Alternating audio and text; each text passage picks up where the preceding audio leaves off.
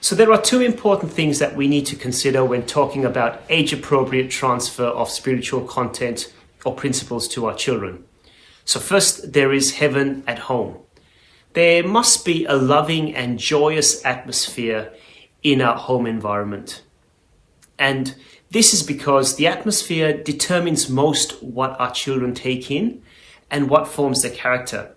And what does this really mean? It doesn't mean that you need to have a perfect home, but rather there must be a strong sense of belonging, of love, of security, of connectedness. And this is where all must feel that there is a sense of heaven at home. And that is one of the most important things, creating the right atmosphere. The second main point is that fathers have to be integral. They should be integral. They should have integrity. They really do as they say. So they do what they believe in. They follow their beliefs. They act according to what they teach to their kids. So the kids can see that their parents have this kind of integrity. Studies have shown that the kids from the age of 4 to 6 years, they for them, the father present the picture or the character of God at home. So at this age, the father paves the way for his kids to understand God. When we talk about parenting spiritual guidance, we divide them according to the age. So we lead our children spiritually by age group. So from 0 to 2, the key word here is closeness. The mother would be especially close to the baby and the father close to the mother. And this embeds in the baby a sense that God is close. And you couple that with your prayers and your blessings to the baby. This strengthens the feeling that God is close. And then from the ages of 2 to 4, the key words here are awe and respect. This can be transferred through songs of praise with the child. So the child's imagination now is big, and therefore songs of praise and worship creates a sense of awe of what God has created. From age 5 to 8, the key word here is wisdom. And we can teach wisdom to our kids through Bible stories. We explain the different characters and what they passed through, why they did certain things, and what were the consequences. And at this age also, it's very important to answer the W questions of the kids. The why, who, what happened, why did this happen? So these are all what we call the wisdom questions. And sometimes we don't have the time, we don't feel that we are in the mood to talk, but please, we need to teach ourselves to have this kind of perseverance when it comes to conversation with the kids, especially their questions that starts with W.